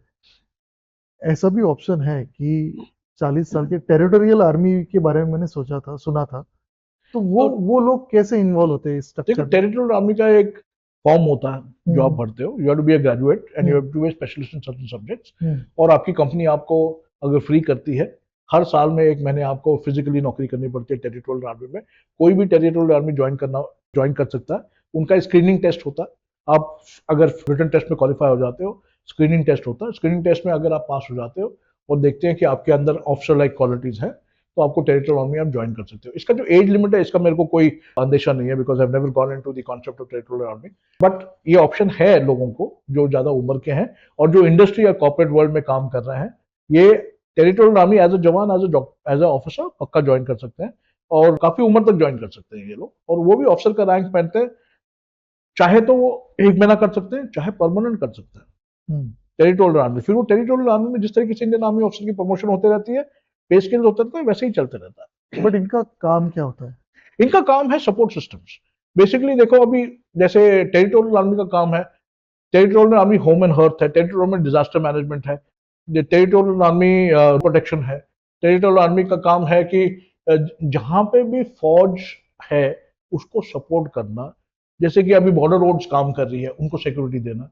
ठीक है, रोड ओपनिंग पार्टी जो जेएनके में कॉन्वॉइस चलती है, रोड ओपनिंग करना, ये सब टेरिटोरियल आर्मी का काम है। एक बीच में होम एंड हर्थ थे, जहाँ पे वो ecological territorial army, ecological territorial army बोलते थे, जहाँ पे पौधे पूधे फॉरेस्टेशन करते थे वो लोग। हम्म फिर डिजास्टर मैनेजमेंट भी काम करता है। तो हम्म इनका काम basically to assist the army for all kind of duties in support. हम्म।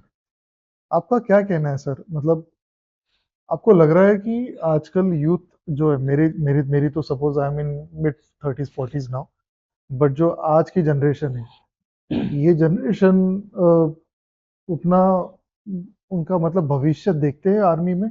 आपको लग रहा है दिस पीपल आर, मतलब वो लोग आ रहे हैं, जुड़ रहे हैं आर्मी से? देखो, पहले एक बीच में एक ऐसा माहौल आया था जहाँ की लोग फौज में नहीं आना चाहते थे। लोग फौज में नहीं आना चाहते थे। There was this period of time जहाँ पे लोग फौज में नहीं आना चाहते थे। लेकिन ये सिर्फ अफसर के रैंक में था, जवानों के रैंक में नहीं था।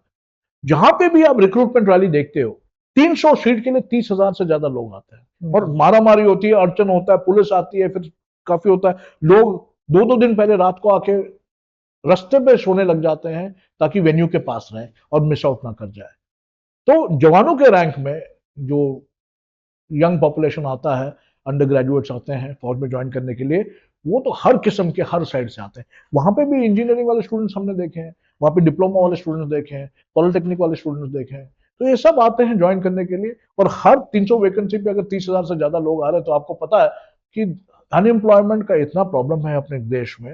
एंड फौज सबसे अच्छी चीज है ज्वाइन करने के लिए। इंडियन आर्मी, नेवी, एयरफोर्स या कोस्ट गार्ड या बीएसएफ या सीआरपीएफ जो भी है, आप ज्वाइन करोगे तो सबसे पहले आपको यूनिफॉर्म पहनने का मौका मिलता है। सेकेंडली परमानेंसी मिल जाती है, गवर्नमेंट की नौकरी मिल जाती है, तनख्वाह आपकी 1 तारीख को सब टाइम आ जाती है और फैसिलिटीज भी काफी मिल जाते हैं। जैसे आप ऑफिसर रैंक पे पहुंचते हो, ऑफिसर रैंक पे बीच में एक ऐसी कार्रवाई हुई थी, कोई आना नहीं चाहता था। किस लिए आना नहीं चाहता था? क्योंकि आईटी इंडस्ट्री खुल गई थी और हम्म आईटी इंडस्ट्री में पैसा बहुत था, हम्म रोमांटिसिज्म बहुत था। एक कॉर्पोरेट ऑफिस में टाई पहन के बैठ के आप एक कंप्यूटर में लगे रहते थे और उतना फौज से 10 गुना ज्यादा पैसे कमा रहे थे। तो कोई फौज में आना नहीं चाहता। कौन रिस्क लेना चाहता है? कौन जान से खेलना चाहता है? कौन जाके ऐसे जो पहाड़ी इलाके में, जंगलों में मच्छरों से खा रहे हैं, ऐसे वाले इलाके में कौन जाना चाहता था? तो कोई आ नहीं रहा था। लेकिन वो अभी चेंज हो गया है। वो अभी चेंज हो गया। इंडिया की पॉपुलेशन बढ़ गई है, यूथ का जॉब्स का जो इंसेंटिव है वो बढ़ गया है। फौज के अंदर इतने सारे अब पे स्केल्स अच्छे हो गए हैं, फौज के लिविंग स्टैंडर्ड्स अच्छे हो गए हैं। जो भी फौज में जितना फौज में एक अकेला ऐसा ऑर्गेनाइजेशन फौज है जो अपने सोल्जर्स को वेटरन्स यानी कि मरने तक देखता है। ठीक है, फौज ऐसा ऑर्गेनाइजेशन है कि अगर आपको, हाँ, आज भी मेरे को भी पता चले कि मेरा कोई जवान कुर्ला में पड़ा हुआ है, उसका एक्सीडेंट हो जाए, मेरे से पहले वहां पे 20 फौजी पहुंच जाएंगे उसको मदद करने के लिए। तो ये जो इंटीग्रिटी है फौज का, ये बिल्कुल कांस्टेंट है। आजकल फौज में काफी अच्छे तरीके के लड़के आ रहे हैं, काफी लोग आ रहे हैं और फौज का जो प्रोसीजर है वो आसान नहीं है। पहले आपको यूपीएससी एग्जाम देना पड़ता है, यूपीएससी एग्जाम के बाद एसएसबी देना पड़ता है, एसएसबी के बाद आप सेलेक्ट होते हैं, सेलेक्ट होकर आप ट्रेनिंग के लिए जाते हो। ट्रेनिंग में भी आपको पहले 6 महीने में देखते हैं कि ये बंदा फिट है कि नहीं है, कर पाएगा कि नहीं कर पाएगा। काफी लोग हैं जो ट्रेनिंग के पहले 6 महीने में भी छोड़ देते हैं क्योंकि उनको लगता है कि हमसे नहीं हो पाएगा, क्योंकि वहाँ पे फिजिकली और मेंटली काफी टैक्सिंग है फौज में आना। लेकिन आज के दिन काफी लड़के आ रहे हैं, अच्छे लड़के आ रहे हैं। आपको ऐसा लगता है कि you are always short staffed, मतलब कम पड़ जाता है स्टाफ? देखो ऐसा है ना, फौज में हर एक आदमी जो आ ही नहीं सकता, you have to be ready to be joining the army, और आर्मी को आपकी जरूरत महसूस करना बहुत जरूरी है।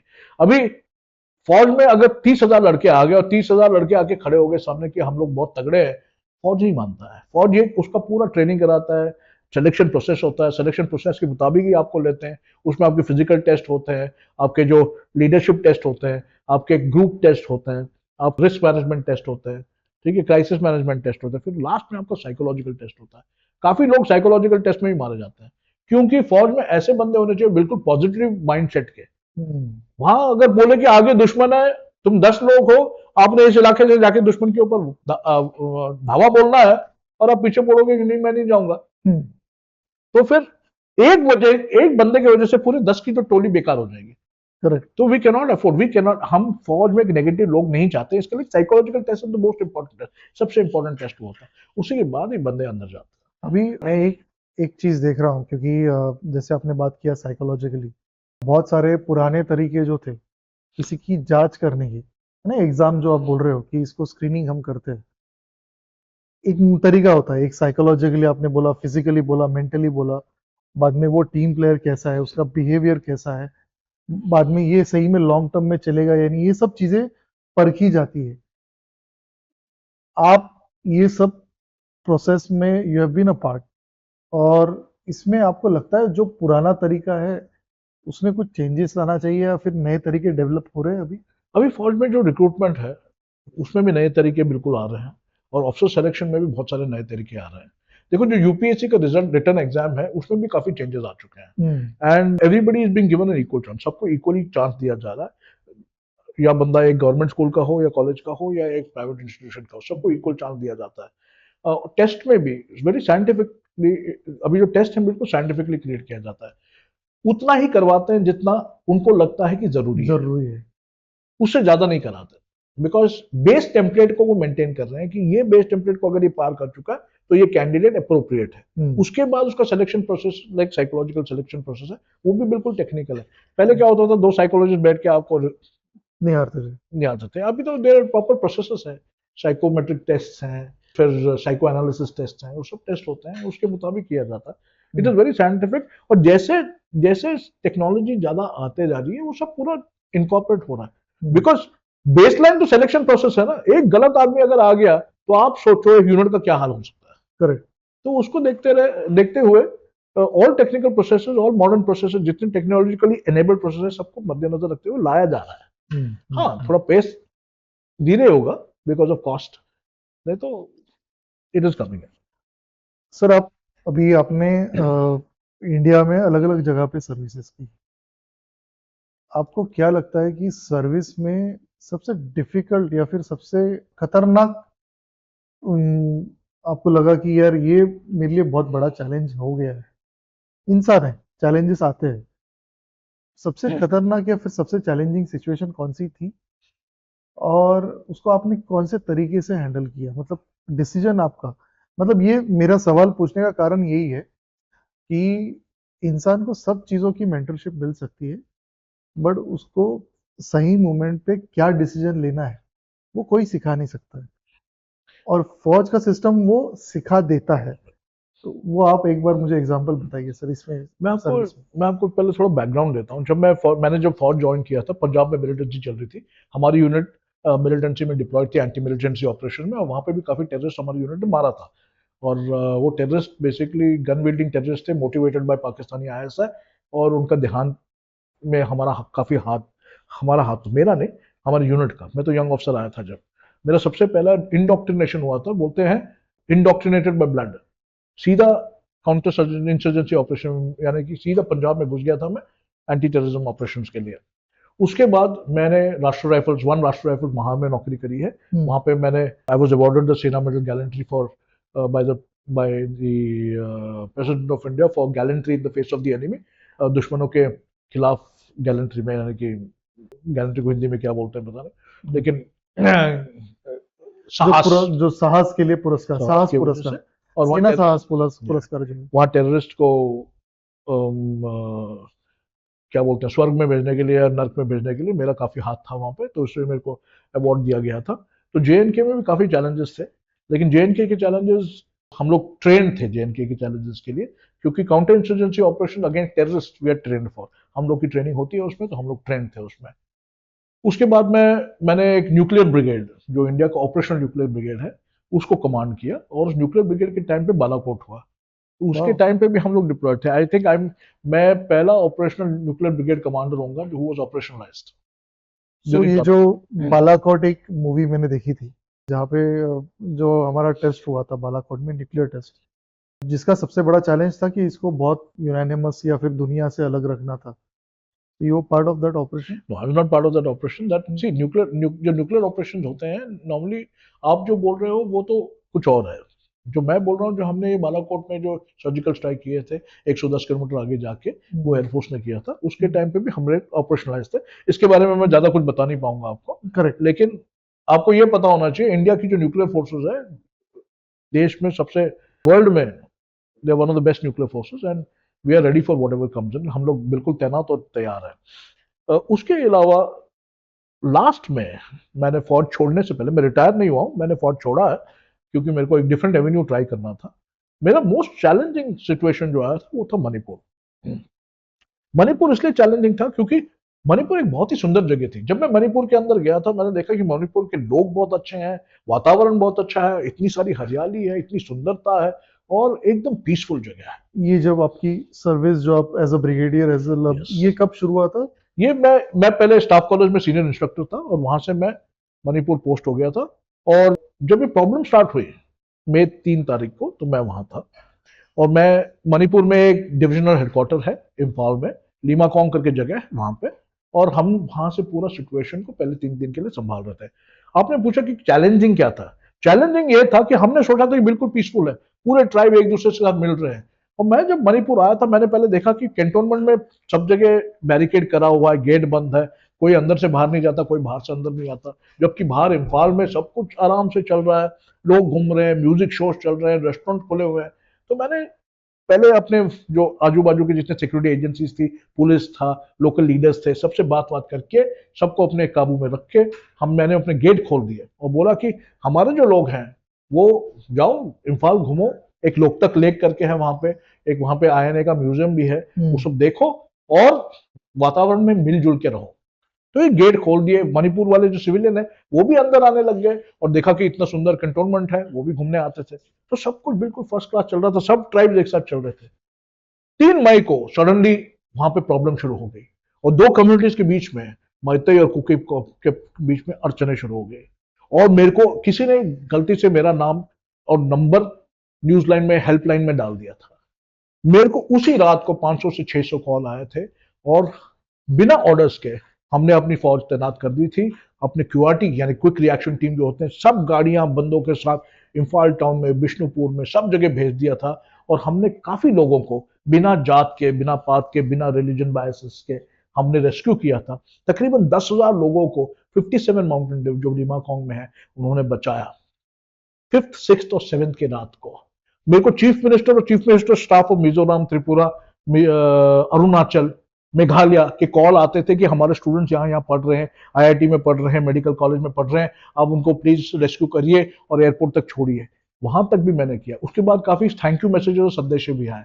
मैंने हॉस्टलों से यंग लड़की वगैरह जो वहां पे थे, जिनको घेराव डाल रखा था, घेराव के अंदर जाके उनको निकलवा के हमारे गाड़ियों में बिठा के सेफ लोकेशन में लेके आया।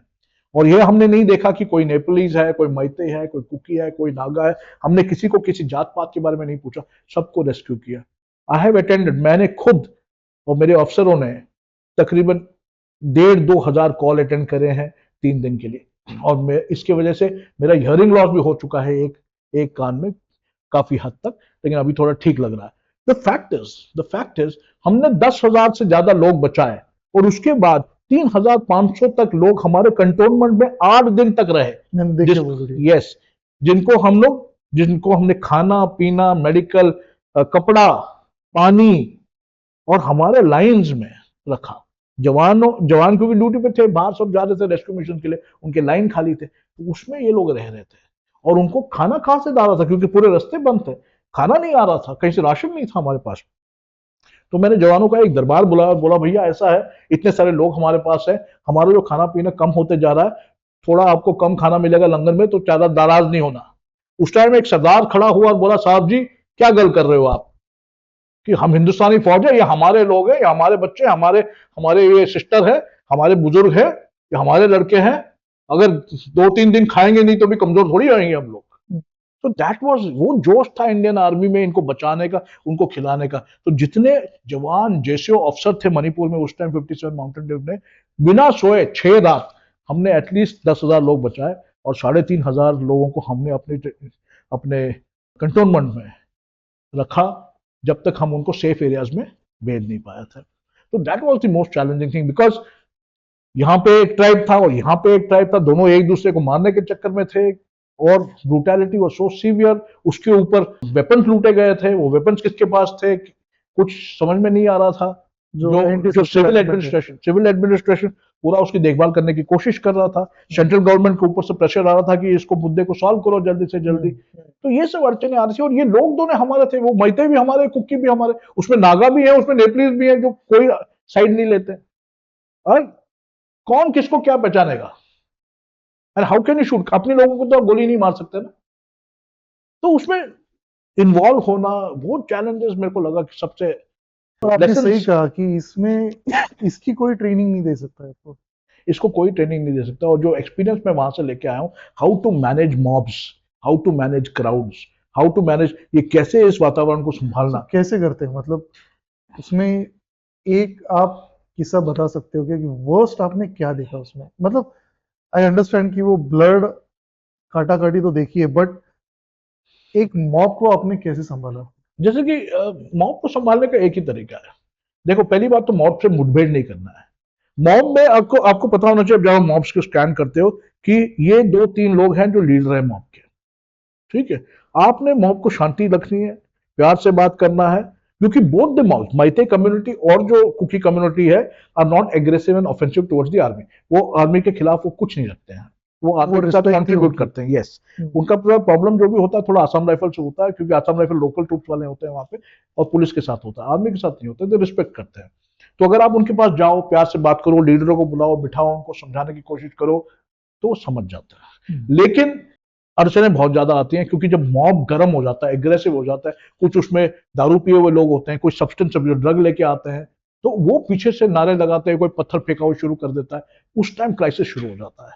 और उस टाइम तो फौज में हमारा ड्रिल बिल्कुल क्लियर है, डिप्लॉय हो जाते हो, वेपन कॉक कर देते हो, 3-4 हवा में राउंड फाड़ते हो, 3-4 पैर के पास, तो पॉपुलेशन कंट्रोल में आ जाता है, शांत हो जाता है। क्योंकि हर आदमी को डर वेपन से लगता ही लगता है, फायरिंग से लगता है। लेकिन आप आम तौर पे हमारे टाइम पे जो मॉब थे, ज्यादातर बातचीत से ही कंट्रोल हो गए थे। एक जो मैंने देखा है कि जैसे आपने कहा कि सब्सटेंस अब्यूज होता है, बहुत सारे लोग एलिवेटेड भी रहते हैं, कोई कोई अपना एजेंडा लेके चलता है। बिल्कुल। और ये बहुत, मैं तो मतलब यही मानता हूँ कि जब ऐसे वॉर्स होते हैं या सिविल डिस्ट्रक्शन होता है, तो इनमें जो लोग जो ये लड़ाई एलिवेट करते हैं या बढ़ाते हैं, ये जनरली एंटी सोशल एलिमेंट ही रहते हैं, यानी कि दंगाई जिसको हम बोलते हैं। बिल्कुल। तो इन दंगाई को, ये दंगाई जो रहते हैं, ये बहुत खूंखार हो जाते हैं आपके लिए। हानि भी हुई फौज के लोगों को? देखो ऐसा है कि मणिपुर के अंदर जो है, काफी एंटी नेशनल एलिमेंट्स आ गए थे म्यांमार से। ठीक है, एंटी नेशनल एलिमेंट सिर्फ मैते के नहीं थे या कुकी के नहीं थे, दोनों के थे। ठीक है, और ये एंटी नेशनल एलिमेंट्स वही एलिमेंट्स होते थे जिसके खिलाफ, जिन्होंने इंडियन आर्मी के खिलाफ एम्बुश वगैरह किया था। और ये कब से किया है? और ये पहले किया था 12-14 साल पहले। एंड वो म्यांमार में छुपे हुए थे, तो वहां से भी लोग आ गए थे। अभी उन्होंने हथियार लूटे हैं पुलिस स्टेशन से, अभी हथियार पुलिस स्टेशन से लूटे हैं, इसी हथियार को खुलेआम लेके घूम रहे हैं। आफ्पा हटा दिया गया था, यानी कि arm forces special powers act हटा दिया गया था। तो जो फौज था उसी के अंदर अपना हाथ पीछे बांधे हुए तभी भी हम लोग काम कर रहे थे। और आज के दिन पे जो पहले जो हमने पूरा मैसेकर, बर्निंग ऑफ विलेजेस, सब कुछ रोका, वो हमारी जो पहले 6 दिन की कार्रवाई थी उसके कारण हुआ, नहीं तो आज तक पता नहीं कितने लोग मर जाने थे और कितने गांव और जल जाने थे। सर इसमें फौजियों की भी कैजुअलिटी हुई? फौज का एक कैजुअलिटी हुआ बस, लेकिन वो भी वो क्रॉस फायरिंग के अंदर, नहीं तो फौज की कोई कैजुअलिटी मेरे टाइम तक तो नहीं हुई, अभी पता नहीं मेरे। अभी भी वो सिचुएशन सही ऐसी ही है? सिचुएशन अभी भी वैसे का वैसा है, बफर जोन बना हुआ है, एक प्लेन्स में जो नीचे नीचे वाला इलाका है उसमें मैते रह रहे हैं, जो ऊपर वाले इलाके में कुकी रह रहे हैं, आपस में वो कुछ ना कुछ चलते ही रहता है उनका।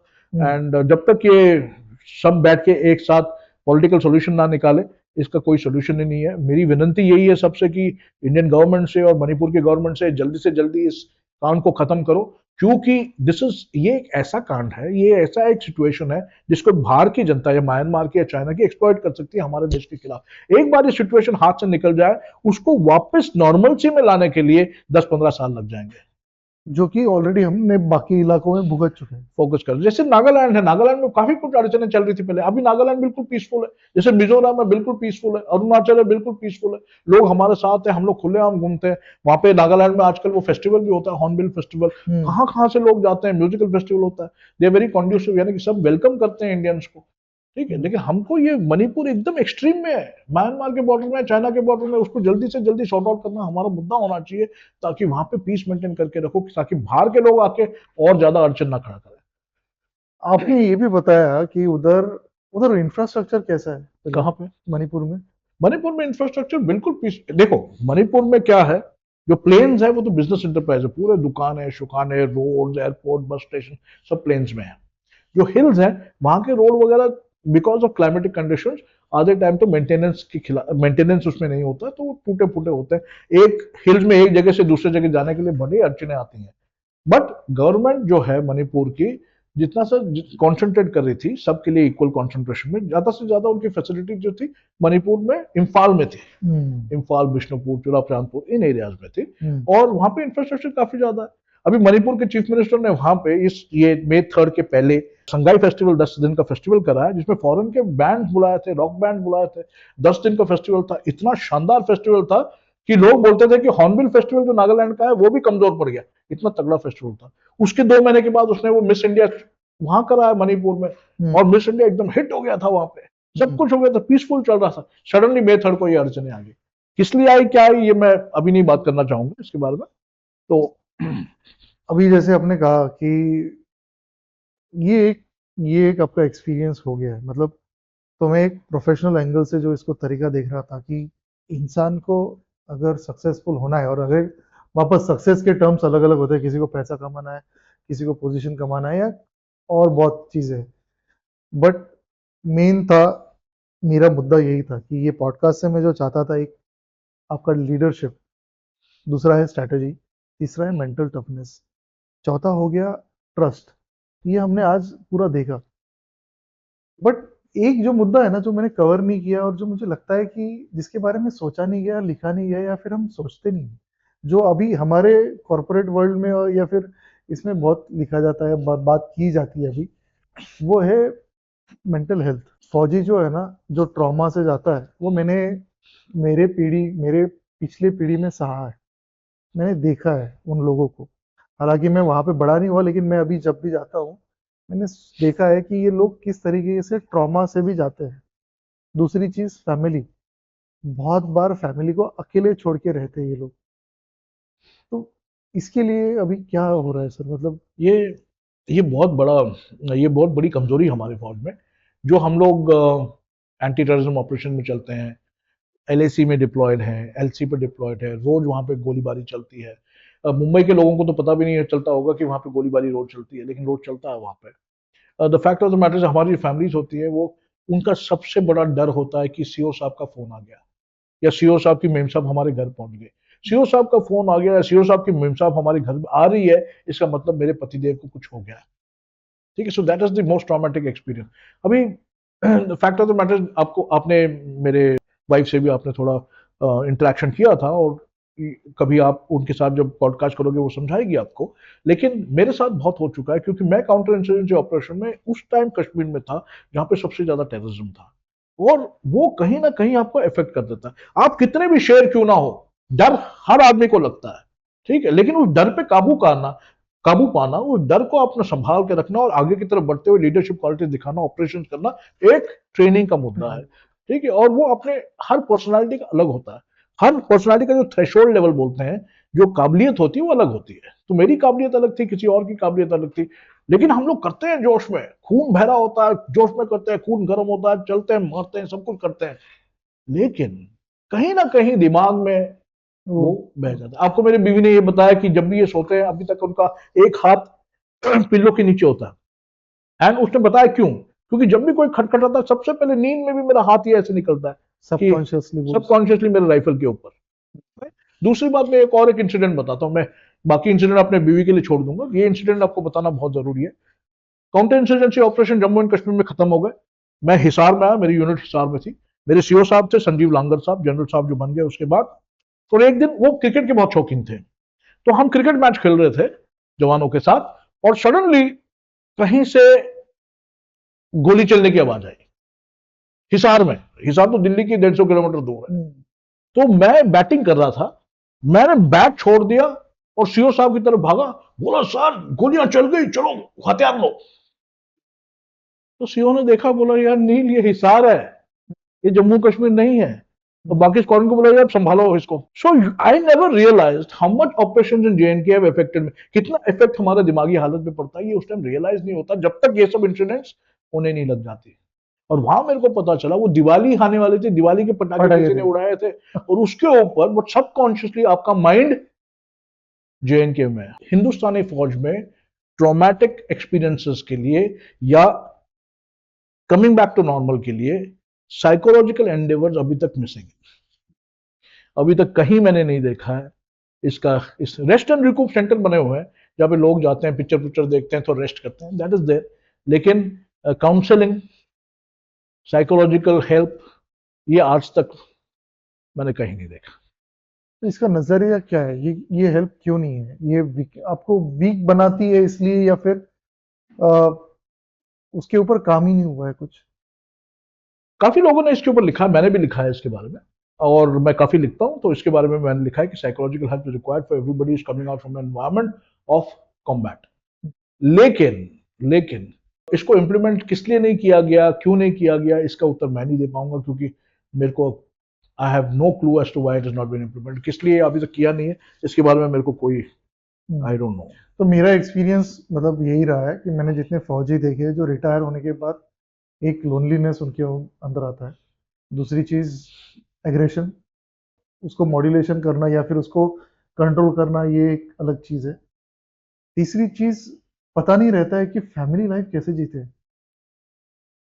तो ये सब मुझे लगा कि मैंने आपसे बात करना चाहिए, क्योंकि ये मैं देखा हूँ मेरे। आफ्टर में क्या होता है, जैसे कि जैसे जवान रिटायर होकर जाता है, देखो जो जवान होता है ना, वो हवलदार होता है, वो तकरीबन 33-35 ईयर्स के बीच में रिटायर हो जाता है। 35 is a very young age, बहुत ही कम उम्र में रिटायर हो रहा है वो। अभी वो घर जाता है, उसके पास टाइम पूरा है, ट्रेनिंग हो चुकी है उसकी। वो फौजी जिंदगी नहीं है कि वो 4:30 बजे उठ के पीटी कर रहा है, ये सब कुछ नहीं है। घर में जाके देखता है कोई काम नहीं है, पैसे उसके पास आए हुए हैं, उसके पेंशन के पैसे हैं, सब कुछ है, और सीएसडी कैंटीन का कार्ड भी उसके पास है, जिससे उसको दारू भी मिलती है। तो आधे लोग तो मैं देखता हूँ 60-70% जो नौकरी नहीं करने लग जाते इमीडिएटली, वो दारू पी के टून रहते हैं। ठीक है, वो सोचते हैं कि दारू पीना उनका काम है, मजे करना उनका काम है। कोई खेती में काम करेगा, शाम को आके 2 पैग लगाएगा, सो जाएगा। और ये मैं सच्चाई बता रहा हूँ आपको, ये सब जगह ये अड़चने आती हैं, अनलेस ये आदमी का डिसिप्लिन मेंटेन करते हुए नौकरी करने लग जाए और वहां पे उसका टाइम चले जाए। ये बहुत बड़ा प्रॉब्लम है इंडियन आर्मी में। अफसरों में भी प्रॉब्लम है। जब अफसर रिटायर हो जाता है, वो देखता है कि रिटायर हो गया हूं मैं, जो डिसिप्लिन वे ऑफ लाइफ था वो बिल्कुल बढ़ गया है। सुबह मैं वॉक के लिए जाता था, पीटी करता था, वो नहीं है। तो जब मैं 6 बजे उठता था सुबह, अभी मैं 8 बजे उठता हूँ। ठीक है, शाम को मैं टहलने जाता था, मैं टीवी देख रहा हूँ। तो डिसिप्लिन कंप्लीटली चेंज होता है, तो उसमें हेल्थ भी निकल जाता है पूरा। तो ये प्रॉब्लम है इंडियन आर्मी में, बहुत ज्यादा प्रॉब्लम है। और इसीलिए, लेकिन एक वेटरन कम्युनिटी है, वेटरन हेल्पलाइन है, ईसीएचएस सेंटर्स हैं, सब जगह लोग मोटिवेट करते हैं। अभी आपने देखा होगा एक नया स्कीम शुरू हो गया है, नया तो नहीं है, 2-3 साल हो गए उसको, अग्निवीर करके। तो अग्निवीर स्कीम में भी 4 साल की नौकरी है, उसमें से 25% रिटेन होंगे और 75% को वापस एनवायरमेंट में भेजा जाएगा 11 लाख रुपए के साथ। ये अभी जो 75% वापस आएगी, ये फौजी ट्रेनिंग लेके आ रही है। ठीक है, और इनको भी पता है कि ये फौज में सेलेक्ट नहीं हुए, ये बाहर आ गए हैं। तो बाहर वाले इनको एम्प्लॉय करने से बोलेंगे यार तुम लोग फौज के सेकंड हैंड लोग हो, तुम लोग वहां सेलेक्ट नहीं हो इसलिए यहाँ आए हो। तो नौकरी मिलना उनको बड़े अड़चने हैं। ये इस तरफ भी जा सकते हैं और उस तरफ भी जा सकता है। कोई नौकरी करेगा तो अच्छा काम करेगा, कोई गुंडागर्दी करने के लग जाएगा। तो we have a problem of our hands, we have to facilitate these people. How we facilitate? Veteran तो छोड़ो, वो तो बूढ़ा हो गया है, 38 ईयर्स का हो गया, अफसर जो है 54 ईयर्स का हो गया, इनका क्या करोगे? इनका एज क्या रहता है जब ये रिटायर होते हैं अग्निवीर? जो अग्निवीर रिटायर होगा 25 साल में, 4 साल की नौकरी है बस। बट अगर इनको 4 साल की नौकरी में, देखो सबसे बड़ा जैसे आपने बताया सर, यहाँ पे एक आपका बेसलाइन सेट हो गया है डिसिप्लिन वाला, डेडिकेशन वाला। अगर इनके लिए कोई स्किल सेंटर या फिर जैसे हमारे बाकी के सर्विसेज है, पुलिस सर्विसेज है, डिफेंस सर्विसेज है, मतलब टेरिटोरियल आर्मी मैंने बताया, तो इसके लिए ऐसा कोई स्किल डेवलपमेंट है। हाँ इसके लिए सेंट्रल गवर्नमेंट ने काफी कुछ उद्देश्य रखा हुआ है कि पैरेलल एंट्रीज बीएसएफ में, सीआरपीएफ में, पुलिस में सब कुछ कर रहे हैं। कभी भी कितने कर सकते हो, that is the problem. Private sectors में भी इनको ट्रेनिंग दी जा रही है, प्राइवेट सेक्टर में, कॉर्पोरेट वर्ल्ड में जाने के लिए, प्रोफेशन वर्कर्स, बिकॉज डिसिप्लिन इनके पास लेबर है। लेकिन कितने डाल सकते हो? प्रॉब्लम है नंबर्स में। ठीक है, ऐसे भी होंगे कि 40% इसमें से निकल जाए, 60% ऐसे भी होंगे जिनको नौकरी नहीं मिलेगी। ये 60% का आप क्या करोगे? ठीक है, आइडल माइंड इंग्लिश में कहानी है, an idle mind is a devil's workshop. Correct. ठीक है, तो इसका मतलब है जब खाली दिमाग है तो उसमें गंदी बातें ही चलती रहती हैं। करेक्ट। तो अगर आपका सेल्फ डिसिप्लिन वीक पड़ जाए तो यही जो लोग हैं ये डिसिप्लिन में, यानी कि कम्युनिटी में अड़चन डाल सकते हैं, या अड़चन बन सकते हैं, ये गुंडागर्दी कर सकते हैं, या पॉलिटिकल पार्टीज इसके लिए, not political party, anybody for instance can use them in the wrong manner. But it's a very positive step because the health of the Indian Army is being maintained. Younger generation is getting up. More people are getting an opportunity to serve. ज्यादा लोगों को मौका मिल रहा है फौज में आने का। जब रिटायर होते हैं 4 साल में कुछ पैसे भी मिलते हैं अपने छोटा मोटा बिजनेस स्टार्ट करने का। और सबसे अच्छी बात है तो यंग जनरेशन, ये जो कॉम्पिटिटिव जनरेशन है, उसमें जो सबसे छाटे हुए अच्छे लोग हैं वो इंडियन आर्मी में आते जाते रहेंगे। सर आपको अभी कैसे लग रहा है, मतलब how was your life pre, मतलब with the services and after services? ऐसा है ना कि मैं रिटायर नहीं हुआ, मैंने आपको बताया था, मैं छोड़ के आया हूँ यहाँ पे। तो मेरे को पहले से थोड़ा अंदाजा था कि सिविल लाइफ में कैसे मैंने बिहेव करना है, कैसे रहना है, कैसे आगे की तरफ जिंदगी बढ़ानी है। और मैं बहुत ही थैंकफुल हूँ कि पहली बात तो भगवान से, दूसरा मेरे फैमिली से जो मेरे साथ थे इस डिसीजन में कि मेरे को एक ऑल्टरनेट जॉब, और वो भी बहुत अच्छा जॉब, अच्छे पोजीशन में, अच्छे लोगों के साथ। जो मेरी कंपनी है वो अदानी ग्रुप है, वो DRPPL करके कंपनी है, Dharavi redevelopment project private limited. इसके जो बॉस है वो प्रणव अदानी साहब है, बहुत ही अच्छे मिजाज के आदमी है। वो फ्रीडम, जितनी फ्रीडम आर्मी में मिलती थी उससे 100 गुना ज्यादा फ्रीडम उन्होंने हमको दे रखा है अपनी कार्रवाई में। जिस तरीके से अपनी कार्रवाई करना है, वो बिल्कुल इंटरफेयर नहीं करते हैं, और उनका मुद्दा बिल्कुल सही है, गरीब लोगों को प्रोग्रेस दिलाना। So I am working for a social cause, एक अच्छे कॉज के लिए। लोग जो भी बोलें, जो कंपनी का विचार है, जो कंपनी का सोशल रिस्पॉन्सिबिलिटी है धारावी के अंदर, वो लेके हम लोग चल रहे हैं। और उसको मद्देनजर रखते हुए जो इंडिपेंडेंट, जो फ्रीडम ऑफ वर्क, जो सिस्टम ऑफ वर्किंग, और जो सिंसेरिटी है इस डेवलपमेंट में, जो इस फैमिली ने दिखाई है, गौतम भाई ने और प्रणव भाई ने, वो बिल्कुल स्पष्ट है कि किसी गरीब को, कोई भी ऐसा गरीब नहीं होना चाहिए जिसके पास घर ना हो। और लेकिन लीगली, बिकॉज आपको भी पता है slum development is a mafia job. Correct. तो इसमें लीगल लोग हैं और इलीगल लोग हैं, जितने भी पात्र लोग हैं उनके लिए जो सिस्टम बना हुआ, टेंडर बना है, उसके मुताबिक सब कुछ होना चाहिए। तो मैं एक सोशल कॉज में मिला जुला हूं, मैं एक फैमिली का जो ड्रीम है टू रीपे इंडिया, उसमें मिला जुला हूं। तो मेरे को जो फौज में मैं स्ट्रैटेजी और प्लानिंग करता था, जो फौज में प्रोजेक्ट मैनेजमेंट करता था, जो फौज में मैं सिक्योरिटी एंड इंटेलिजेंस करता था, उसी को मैं यहाँ इंप्लीमेंट करते हुए मैंने अपनी खुद की टीम सेलेक्ट करी है। हम लोग रोज जाते हैं, फील्ड में जाते हैं, हम लोग ऑफिस में नहीं बैठते, हम लोग फील्ड में जाते हैं, लोगों से मिलते हैं, कार्रवाई करते हैं, लोगों से बातें करते हैं। हमने धारावी को पहचान लिया, धारावी के दोस्त बना लिए हैं, जहाँ पे जितने पॉलिटिशियन हैं, जितने लीडर हैं, जितने पुलिस वाले हैं, सब हमारे दोस्त हैं अभी, सब हमारे साथ मिलजुल के बात करते हैं। उनका इंटेंशन अलग होगा, उनका ऑपोजिशन अलग होगा, that's okay, but we are all on friendly terms, because I need to ensure the security of my people. जितने मेरे लोग वहां काम कर रहे हैं उनके ऊपर कोई अड़चन नहीं आना चाहिए। और 1 साल हो गया मेरे को, आज तक किसी के ऊपर अड़चन नहीं है। वो मेरा प्राइड है, ये मैं बिल्कुल शान के साथ, एकदम प्राइड के साथ कह सकता हूँ कि मैंने और मेरी टीम ने संभाल रखा है। तो मैं दिस ट्रांजिशन जो हुआ है मेरा, ये बड़ा स्मूथ ट्रांजिशन है। because of equal opportunities and better opportunities being provided to me by Gautam bhai. I feel more than anything the baseline, the services, वो ये मतलब वापस मैं इंग्लिश में आ गया, लेकिन मैं हिंदी में बताना चाहूँगा कि जो आपकी पूरी ट्रेनिंग हुई है ना, मेरे ख्याल से आपने उसका सही इस्तेमाल किया है। दूसरी चीज़, जाने से पहले, क्योंकि मैंने ऑलरेडी आपका इतना समय लिया है, बट मैं ये जानना चाहता हूँ कि आप क्या सजेशन दोगे आने वाली पीढ़ी को, और आपको ऐसा कुछ लगता है कि यार ये मैंने जो मेरी सर्विस थे इसमें ये चीज़ मिस कर दी, या फिर ये मेरा रह गया, ये मैंने किया नहीं, ऐसा कुछ है? मैं सिर्फ भी जनता इसको देख रही है, specially the young youth, both boys and girls, यही बताना चाहता हूँ लड़के और लड़कियों को, अगर आपने जिंदगी में कुछ करना है ना, एक बार फौज में आके देख लीजिए, क्योंकि फौज में जो एडवेंचर है इसकी कमी नहीं है। फौज में जो लोग हैं वो सदा के लिए, यानी कि मरने तक आपके दोस्त रहेंगे। गवर्नमेंट ऑफ इंडिया आपका देखभाल करेगी। आप एक वेटरन कम्युनिटी, मैं रिटायर हो गया हूं अभी, रिटायर, मेरी जो वेटरन कम्युनिटी का जो संगठन है वो इतना स्ट्रांग है, और मैं फौज में रहते हुए मैंने जिंदगी में अगर कुछ मिस किया है वो यही मिस किया है कि मैं अपने भाई की शादी में नहीं पहुंच पाया, अपनी बहन की शादी पे भी मैं लेट पहुंचा, और अपनी शादी में भी मैं 3 दिन पहले पहुंचा। तो एक्चुअली मेरी बीवी और उनके पेरेंट्स काफी परेशान हो गए, ये लड़का शादी करना चाहता है कि नहीं चाहता, ये 3 दिन पहले आ गया।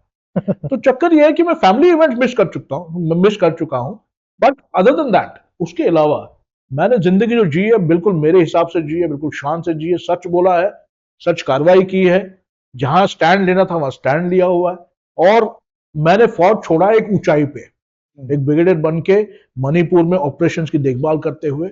मैंने अपनी बीवी को यही बताया था, if I have to leave, मैंने अगर छोड़ना है तो इस हिसाब से छोड़ना है, ताकि मैं जिंदगी भर ये लेके चलूं कि मैंने फौज का नाम ऊंचा किया है। और आज मैं बिल्कुल, I am very proud, I am satisfied. और लास्ट में बोलते हैं ना, कुछ भी हो, आप एक महल में भी रह सकते हो, लेकिन आप खुद खुश नहीं रहना चाहते तो खुश नहीं रह सकते। तो मैं फौज में खुश था, मैं अभी भी खुश हूं, और अभी अदानी भाई साहब के लिए काम कर रहा हूं, बहुत ही खुश हूं, और इनके साथ अभी पॉडकास्ट करते हुए भी I am feeling the pride. मैं अपने व्यूअर्स से एक बताना चाहूंगा, क्योंकि मैं जब सर से बात कर रहा था, मुझे ये सही में मुझे ऐसा लग रहा है सर कि आप तो जरूर ये तो आप कंटिन्यू करो ही, बट मुझे लगता है कि सोसाइटी को, चाहे वो किसी भी फील्ड का हो, जो कॉर्पोरेट वर्ल्ड की हम बात कर रहे हैं ना, 20 से 50 की उम्र के लोगों की बात कर रहे हैं ना, इनको मेंटरशिप बहुत जरूरी है। और आपका जो सर्विस है, it is itself reward for the society. Absolutely. और मैं चाहूंगा कि आपका काम कंटिन्यू करो। मेंटरशिप बहुत लोगों को जरूरत पड़ने वाली है। मेरा ये सौभाग्य है कि मुझे आपसे आज पॉडकास्ट करने का मौका मिला, और मैं जरूर चाहूंगा कि आपके साथ बार बार मिलूं, और मैं ये भी चाहूंगा कि नाउ आई एम शिष्य फॉर यू। एब्सोल्युटली। ओके। और मैं यही चाहूंगा कि आपसे ऐसी सलाह मिलते रहे, मेंटरशिप मिलते रहे। I thank you for all the audience also to see this episode, और मैं आपका बहुत शुक्रगुजार हूँ, आपने जो समय दिया और ये हॉस्पिटैलिटी दी। और बाय द वे, ऑडियंस को मैं बताना चाहूंगा, मैं सर के पास आके खुद उनके ही घर में पॉडकास्ट शूट कर रहा हूँ। So I thank you lot.